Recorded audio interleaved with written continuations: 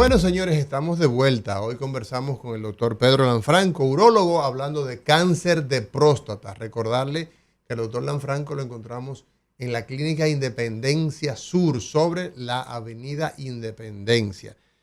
Doctor, nos íbamos a la pausa y le preguntábamos sobre la relación que tiene el cáncer con algunos factores de riesgo. Hablábamos del tabaco, y pues queda claro que el tabaco es un factor de riesgo que hace sobre todo que el cáncer de próstata sea bien agresivo.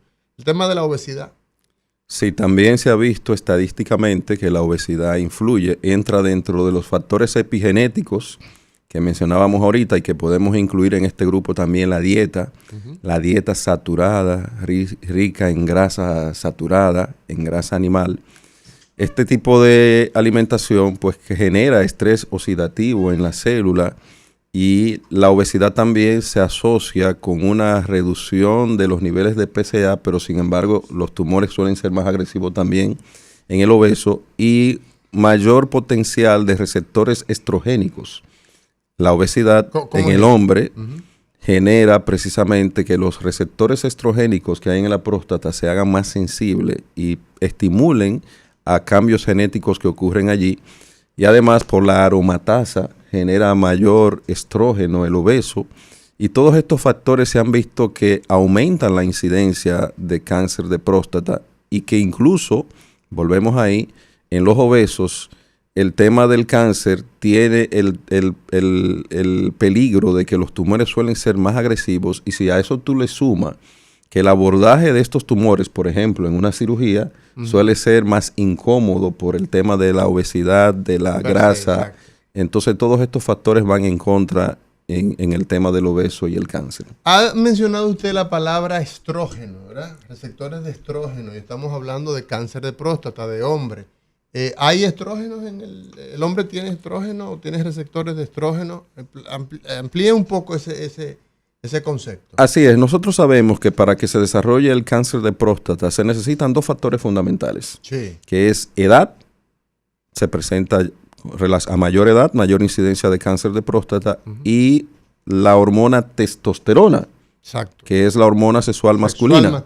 Es la hormona que provoca que las células se multipliquen a nivel prostático. Hay un tema bioquímico que tú probablemente recuerdas, la conversión de testosterona en dihidrotestosterona, que es la forma activa que permite el crecimiento celular. Entonces necesitamos esas dos condiciones para que ocurra el cáncer. Tiempo y testosterona. Edad y testosterona, y se crea un desequilibrio que genera mayor número de células prostáticas, y potencialmente estas células pueden mutar. Pues se ha visto que en la próstata también hay receptores estrogénicos que son reducidos, pero que si aumentan en la próstata, pues provocan que estas células generen mayores cambios celulares y tisulares, y pueden incidir también en la presencia de cáncer de próstata. Hemos visto recientemente, doctor, el hecho de que hay un grupo de personas que están procurando inyectarse, aplicarse testosterona, y entonces, pues esto, me gustaría saber la opinión del urólogo, del médico, del profesor respecto de esta práctica. ¿Es aconsejable? ¿Bajo cuáles circunstancias se debe realizar? Aplicación de testosterona, sobre todo se busca con fines de tener un mayor desempeño sexual, y también en el caso de los chicos que están en los gimnasios también lo hacen con fines quizás de ganar. Sí, lamentablemente y sin control, muchas veces por la sugerencia de alguien que no conoce los efectos secundarios. Que no ha pisado nunca una escuela de medicina. Y que de manera alegre les recomiendan a las personas que se inyecten, porque no cabe duda de que la testosterona es anabólica. La testosterona provoca mayor energía, mayor impulso, aumenta la masa muscular, pero esa testosterona exógena va a causar efectos y estragos en el organismo que debemos evitar. Comenzando con que cuando tú le inyectas a un paciente testosterona o le administras testosterona, la producción de ese paciente se va a bloquear. Acuérdate que tenemos un eje hipotálamo hipoficiario gonadal que mantiene un feedback. De los testículos se manda señal hasta el cerebro. Y del cerebro, exactamente. Cuando baja la producción normal de testosterona en el organismo, el hipotálamo lo percibe y manda efectos liberadores hacia la glándula hipófisis para que se estimule la liberación de LH, la hormona que va a producir la liberación de testosterona en las células de Leydig del testículo. Entonces se mantiene un mecanismo regulado. Si nosotros administramos testosterona, el aumento de esta en sangre provoca que se bloquee ese mecanismo, no se va a necesitar. Como se mantiene alto, pues se inhibe la producción de testosterona en el individuo y comenzamos por ahí con que tú vas a provocar una baja producción de testosterona orgánica y vas a necesitar luego tener que utilizarla ya de manera permanente. Pero si a eso le sumamos... Ese es otro dato interesante, que cuando suprimimos entonces... puede ocurrir que el hipotálamo deje de producir. Deje de mandar esa señal. Así es. Y si a eso le sumamos que esa hipertrofia que tú ves en los músculos esqueléticos en el paciente, ¿no?, que está haciendo pesa, pues también ocurre una hipertrofia en un músculo que se encuentra en el corazón, el músculo cardíaco. En el miocardio, que es un músculo esquelético, el único músculo esquelético involuntario, recuerda. Entonces, estos pacientes corren el riesgo de hacer una miocardiopatía hipertrófica. O sea, que el corazón se le ponga grande. Que se le ponga muy grande. O sea, sobre todo las fibras musculares. Y que eso luego provoque insuficiencia cardíaca con el tiempo. Claro. Y si a eso también le sumamos el hecho de que estos pacientes, como no están produciendo testosterona, si dejan de inyectarse, no va a haber testosterona. Y eso influye en la producción de espermatozoide, influye también en la virilidad. Mientras están utilizando estos fármacos, se sienten potentes. Sí. Pero si lo paran, entonces no van a tener testosterona y le va a bajar la virilidad, la libido. Entonces, todo esto hay que tomarlo en cuenta porque no es recomendable la utilización de testosterona sin control. Ahora, un paciente que tiene un cuadro de hipogonadismo, ¿qué es eso, hipogonadismo? Es decir, sus testículos no están funcionando, no están produciendo testosterona o están atrofiados o no tienen la capacidad de producirla, pues ahí sí, bajo control estricto del médico, con un plan y con medicamentos seguros que se liberan de manera prolongada y que incluso podemos hacer el plan de ver si podemos estimular a los testículos a producirlo, bajo esas condiciones sí se puede utilizar.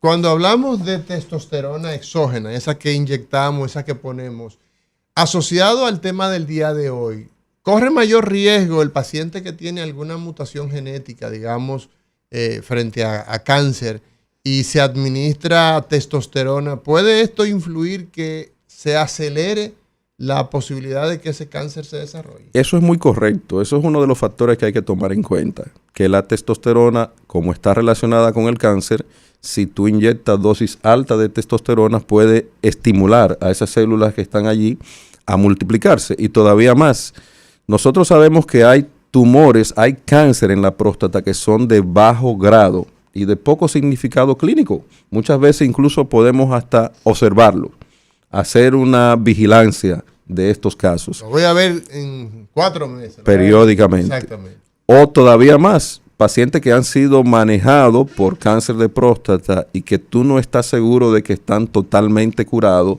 está contraindicado el uso de testosterona en estos pacientes. Está prohibido. Prohibido porque vas a estimular más crecimiento, más potencial tumoral y multiplicación de estos tumores. ¿Cuáles son los principales síntomas, doctor Pedro Lanfranco, que nosotros encontramos cuando una persona que hemos dicho, lo ideal es que esa persona empiece a hacer su chequeo temprano? Primero, eso, edad ideal, edad recomendada en la que usted debe ir donde el urólogo a hacerse ese chequeo de primera vez. Si el paciente es un anglosajón, es decir, no es dominicano y vive en un país nórdico, puede comenzar a los 50 años y no tiene ningún antecedente familiar. ¿Y por qué, doctor? Ahora, en los afrodescendientes, es decir, en nosotros caribeños, sí, la recomendación es a partir de los 40 años porque ahorita dijimos que hay mayor incidencia de tumores en nosotros. Así es, tenemos mayor incidencia y la recomendación es a partir de los 10 años. Eso está establecido por las diferentes instituciones internacionales de asociaciones urológicas internacionales. Y claro, un paciente que tiene antecedentes familiares de primera línea, con más razón hacer su chequeo periódicamente. Y lo otro que preguntaste, Amaury. Con relación al tema de... había una pregunta... bueno, hay un aspecto, doctor, con relación al tema de... caramba, se me escapaba, pero era en la misma dirección. Ah, ok, de los síntomas, ya me acordé. Sí, puedo preguntarte por los síntomas. Antes de la sintomatología, ¿por qué razón, doctor, nosotros vemos esa diferencia tan importante? Tiene que ver con la descendencia afro del hecho de ser del Caribe, 10 años entre uno y otro. Y además usted decía que si papá o si un hermano ha tenido cáncer de próstata, entonces debe ser antes de los 40 el chequeo. Bueno, si no hay ningún síntoma, no es necesario antes de los 40, a menos que el paciente presente algún síntoma que llame la atención. O sea, si mi papá tuvo cáncer de próstata y yo, por ejemplo, tengo 35 años, ¿tengo que esperar a los 40 o se puede empezar a hacer, o depende de la agresividad? En relación al tacto rectal a partir de los 40, pero 40. Ya a partir de los 35 se puede hacer la prueba en sangre, que se llama PSA, el antígeno prostático específico, y sirve como un parámetro para ir monitorizando desde más temprano lo que está pasando allí. Sabemos que hay genes como el BRCA1, el BRCA2, el HOXB13, que influyen en la aparición de BRCA1 y BRCA2 se hizo muy famoso con la mama, Jolie, sí. ¿verdad? Para mama y ovario, me parece. Así es. Pero también se hace para... En próstata también está establecido que estos genes mutan y están relacionados con el cáncer, y el BRCA2 se ve en tumores más agresivos todavía. Ok. O sea que ¿se puede realizar esta prueba en hombres? Se puede realizar en hombres que tenemos sospecha de que hay incidencia familiar en sangre para estos tumores, pero son pruebas costosas, no se hacen de rutina. Exacto. Y se hacen incluso en el exterior. Y lo otro es en relación a los síntomas. Los síntomas que presenta el hombre que puede hacerle sospechar que hay algo ahí en la próstata. Mira, al principio, cuando hay un tumor inicial, como el cáncer se desarrolla usualmente en la zona periférica, que es la zona más posterior de la próstata, en la mayoría de los casos no hay síntomas. Okay. Solo pacientes que junto con el cáncer tienen una hiperplasia, un crecimiento benigno que comprime la uretra y genera síntomas, pues al principio podemos encontrar esos síntomas de la hiperplasia asociados con el cáncer. Por lo tanto, la mayoría de los tumores iniciales son asintomáticos, y con esto queremos mandar el mensaje de que el hombre no tiene que esperar a sentir algo nada, ¿no? Para ir a chequearse. Exacto. Y te voy a comentar ahorita un caso en particular de estos días que me llegó. Ahora bien, a medida que el tumor va creciendo, el volumen tumoral puede comprimir la uretra y generar síntomas. Pero también hay pacientes... Por ejemplo, en esa imagen que se ve, doctor. Exacto, esa imagen se ve que hay un volumen importante. Dentro de la próstata ahí se ve, ¿verdad?, que la próstata está grande, pero dentro de la próstata se ve que hay una masa ahí. Sí, usualmente el crecimiento que ocurre alrededor de la uretra, que se llama zona de transición, es un crecimiento benigno, se llama hiperplasia, esa zona. Pero el cáncer, si tiene un volumen alto de crecimiento, va a comprimir igual la uretra y va a generar síntomas miccionales, síntomas de la orina. De la orina, ese es uno de los primeros elementos o van a ocurrir cambios en la forma de orinar. Y también hay pacientes que se descuidan y las células tumorales salen de la próstata y pueden aparecer síntomas de enfermedad avanzada como dolor óseo, hematuria, que es el sangrado en la orina, cuando ya está invadiendo vejiga, por ejemplo, y otras estructuras, linfadenopatías, es decir, los ganglios linfáticos crecen y puede haber linfedema, un edema linfático duro.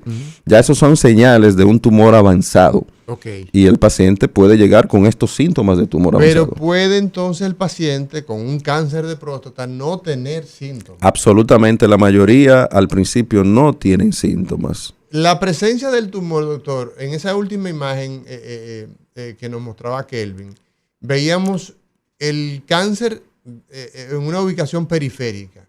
¿Qué es lo más frecuente? Que esté periférica, o sea, que esté lejos de la uretra o que esté muy cercano de la uretra. Si te fijas en la imagen de la derecha, dice tumor canceroso. Esa zona donde está señalada es la zona que origina el 70%. Ahí atrás. De cada 10, 7 se originan ahí, alejados de la uretra, en la zona que podemos palpar. No van a dar síntomas. Eso no dan síntomas. Ahora, hay un 20% que se originan en la zona de transición, que eso sí suelen dar síntomas más temprano porque están rodeando la uretra.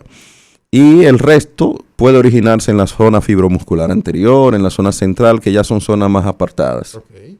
Entonces, eso que quede claro, que la sintomatología en el cáncer de próstata, como en muchos cánceres, no se observa de inicio. ¿Qué hacemos, doctor, entonces, en el chequeo, en la evaluación, además de ese tacto rectal que ya usted ha descrito? Nos dice que nos ofrece una gran cantidad de información, inclusive me gustaría que lo repitiera, lo que se puede valorar en un tacto rectal. Pero además del tacto rectal, ¿qué otros elementos usted evalúa cuando va a una visita un hombre por el tema de la próstata? Mira, nosotros promovemos que el hombre asista a su evaluación al menos una vez al año, que es lo ideal, para que aproveche esa evaluación no solo para su tema prostático, para ver cómo está su próstata, sino para hacer una evaluación médica general, de modo que podemos hacer un cuestionario de preguntas relacionado con síntomas urinarios y con otros síntomas.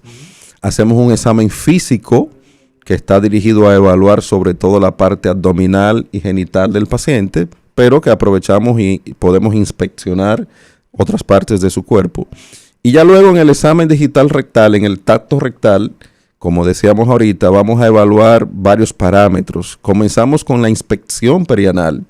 Y mirando la zona perianal podemos ver si hay patologías tales como fisuras, hemorroides, condilomas, que son verrugas que pueden afectar esa zona. Asociada, por ejemplo, con el virus del papiloma humano. Y asociado con cáncer de pene, de recto, de ano. De cervix, sí, de pene y de ano. Exactamente. Bien. Y podemos también inspeccionar si hay un prolapso. O sea, a la simple inspección vamos obteniendo información. Ya luego cuando vamos a utilizar el tacto y vamos a introducir el dedo lubricado, claro, siempre se le informa al paciente, podemos percibir el tono del esfínter anal que nos da información sobre el estatus neurológico de los nervios que van a la pelvis, que son los nervios que van a la vejiga y que pueden causar sintomatología urinaria por un tema neurológico. Claro. Una vez que introducimos el dedo hacia la parte anterior del recto, mirando hacia el abdomen del paciente, podemos sentir unos 2.5 centímetros del margen anal, la próstata, que se percibe parecido a una castaña o a una avellana. Tiene normalmente un surco medio, separado por dos lóbulos, y ahí podemos evaluar primero el tamaño. Normalmente la próstata mide aproximadamente unos 4 centímetros de ancho y 3.5, 4 por 4 centímetros de longitud. Podemos percibir el tamaño. ¿Y usted evalúa el tema si está crecida? Si está crecida o si está normal. Pero también podemos palpar la superficie, que debe ser lisa y regular. Una superficie irregular puede hablar de una inflamación o de un tumor. ¿Se puede sustituir el tacto de recto, digamos, por una sonografía? No, se puede complementar con otros estudios. Cuando hacemos una evaluación de un paciente en urología, hay dos herramientas fundamentales recomendadas a nivel mundial. Examen físico que incluya un tacto rectal y la valoración del PSA, del antígeno prostático específico. No se puede hacer uno y dejar de hacer Debe combinarse porque más del 90% de efectividad se logra con ambos. Ok, ¿qué buscamos en el PSA, doctor? Para terminarte la idea y voy para allá, claro. Si tú percibes alguna alteración o tienes alguna sospecha, puedes agregar un componente adicional en la evaluación, que puede ser una sonografía o que puede ser una resonancia multiparamétrica de próstata, que actualmente nos da imágenes de alta precisión que permite a la difusión del contraste en la próstata ver si hay zonas sospechosas. Hay una clasificación que se llama PIRAT. Con esta clasificación, si vemos que el PIRAT bajo, 1 o 2, definitivamente la imagen que proyecta no va a favor de cáncer de próstata. Doctor, he visto mucha gente que tiene la tendencia a decir, bueno, yo prefiero que me hagan una sonografía, pero entonces la sonografía es más incómoda, es más molesta que la misma. No tiene sentido porque el transductor de la sonografía tiene 3 veces el tamaño de un dedito, dura más tiempo, hay que movilizarla más y no te va a dar toda la información que te da el tacto. Y se hace solamente en los casos donde el médico quiere complementar. Perfecto, donde hay que necesidad. Hemos identificado que el paciente tiene cáncer de próstata. ¿Qué procede? Una vez diagnosticado, bueno, si tenemos sospecha de cáncer, procede la biopsia. Actualmente muchas veces hacemos una resonancia para confirmar y además de que la resonancia nos da información sobre el estado local de la enfermedad, si está invadiendo localmente estructuras, pero cuando tenemos sospecha hay que realizar una biopsia. La biopsia puede ser convencional o por fusión, que actualmente se utiliza un software y con las imágenes de la resonancia podemos tomar muestra de los lugares más sospechosos. Se llama biopsia por fusión. Okay. Pero una vez que se toma la muestra y que se analiza al microscopio, puede confirmarse la presencia del cáncer. ¿Qué hacemos después? Diagnosticado el cáncer, se hace un estadiaje utilizando la información que ya tenemos del examen físico, de las imágenes, de los niveles de PSA.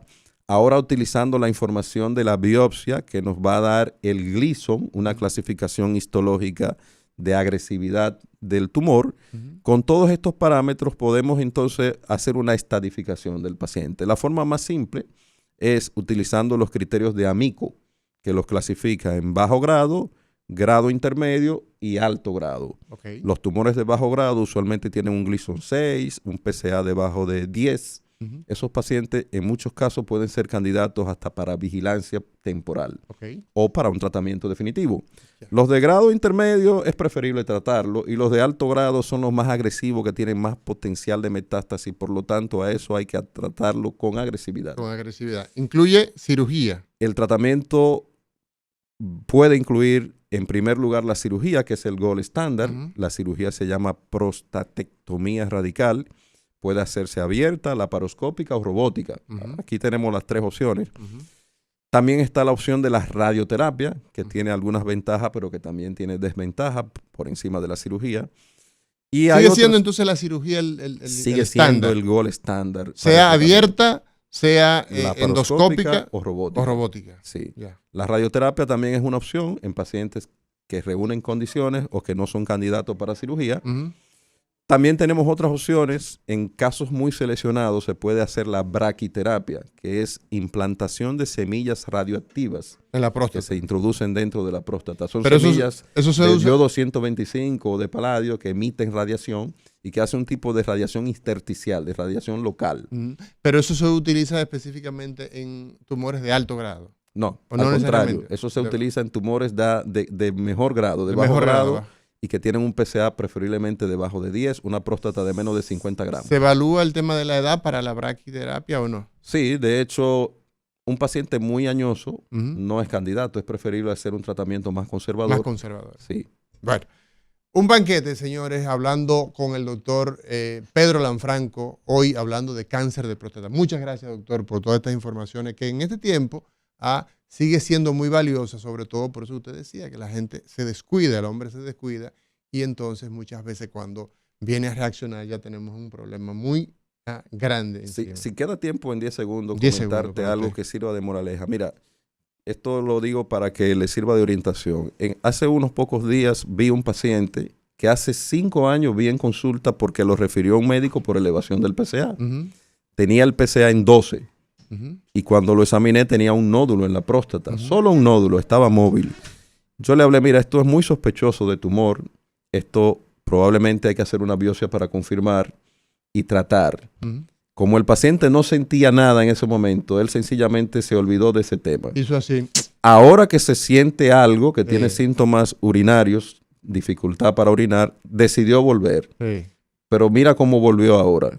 Con el PSA en 1150. Mi madre, eso es hasta 4. Y debe ser hasta 4 según el parámetro laboratorio, aunque lo ajustamos. 1150, una próstata indurada multinodular. Un cáncer. Fija, un tumor muy invasivo. Eso es lo que queremos evitar. Exactamente. Señor. Bueno, usted tiene ahí ese ejemplo, no sea usted el próximo ejemplo, de manera que vamos a hacer chequeos oportunos, vigilancia de la salud prostática. Cáncer de próstata no duele, no molesta hasta que es demasiado tarde. Muchas gracias, doctor, por estar con nosotros. A ustedes por el privilegio de su audiencia. Repetimos este programa a las 12 del mediodía en Telefuturo, Canal 23, a las 10 de la noche también en Telefuturo y queda colgado en nuestra plataforma digital. Mañana será otro día en Cátedra Médica. Muchas gracias por el privilegio de su atención.